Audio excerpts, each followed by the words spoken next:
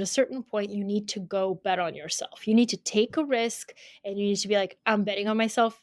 This may not work. It may fail miserably, but I'm gonna go for it. And one of the people that I had interviewed was Francis Ngannou, who is a former heavyweight MMA champion.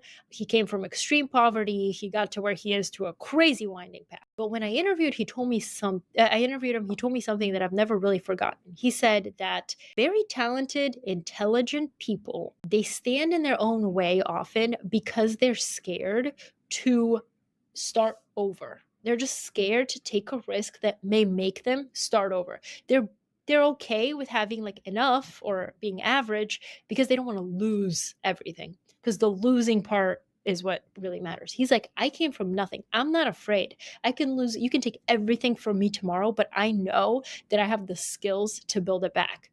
So he told me he told me a quote that I had never really heard. He said, "You know the saying, sometimes to jump farther, you need to step." And it's like, whoa, of course. The problem is most people aren't willing to take that step back. I think the biggest misconception people have about taking risks and failing is that they think, okay, well, I'm going to take this risk.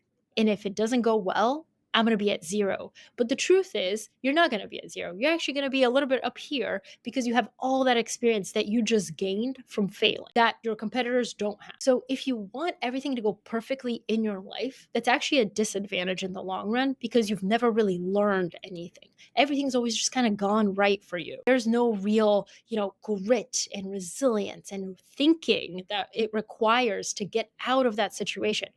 So the most successful people do two things largely. Three things. They take risks, they bet on themselves, and they know that if they fail miserably, they can always reinvent. And the most successful people have reinvented themselves probably at least 2 or 3 times.